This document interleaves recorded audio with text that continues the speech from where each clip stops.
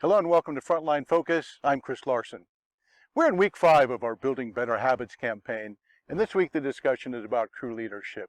So I hope if you guys listening to this, please share this with your crew. They can learn from it as well. So let's talk a little bit about crew leadership. One of the most important traits, characteristics that a crew leader can have is to be an effective communicator. There's probably no time more important to communicate than in the morning or before you start your jobs. So let's talk a little bit about what that should look like. So there's several things that really are critical for a quality communication. Number one, what are the day's objectives? Make sure that the crew knows exactly what they're trying to accomplish for the day. I think the next most important thing is making sure that each member of the crew knows exactly what they are supposed to do. Have communication, make sure you're very clear, ask questions. If you're the receiver of direction you don't understand, stop and ask your foreman questions for clarification.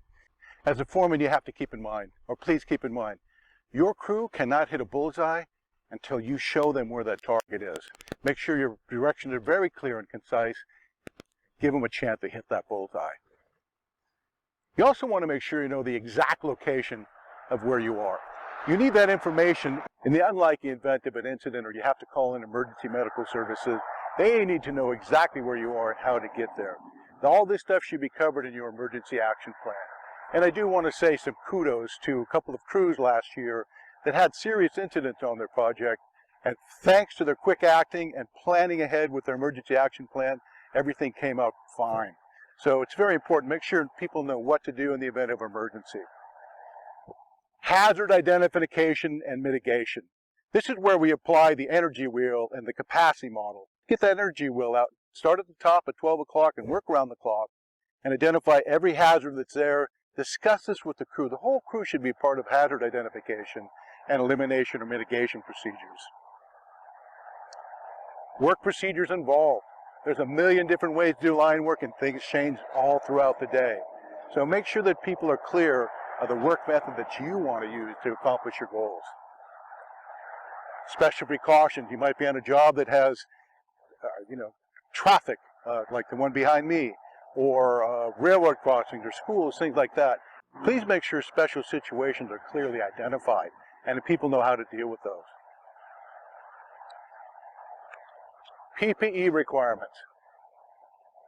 Not all PPE is needed for all projects. Make sure that the people have what they need for the project they're on. If people are going to be around noisy operations, say helicopter operations, make sure that people have the correct noise rating on their hearing protection.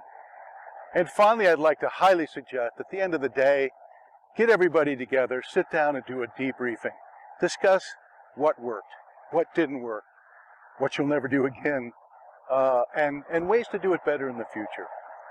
So thank you for joining me today. I really appreciate it. Let's make sure everyone goes home safe. See you down the road.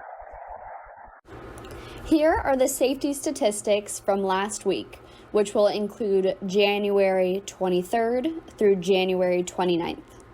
There were no first aid injuries. There were no OSHA recordables. Division 14 Las Vegas did have 2 at-fault motor vehicle incidents. The first was a driver in a service vehicle who was backing into a parking spot at 7-Eleven when he backed into a wall, causing minor damage. The second was a driver in a service truck who turned into a turn lane without adequate space and he clipped the vehicle behind him. There were no good catches, unfortunately, so guys, we're urging you to please go out and find some good catches so we can report them and share them with the team.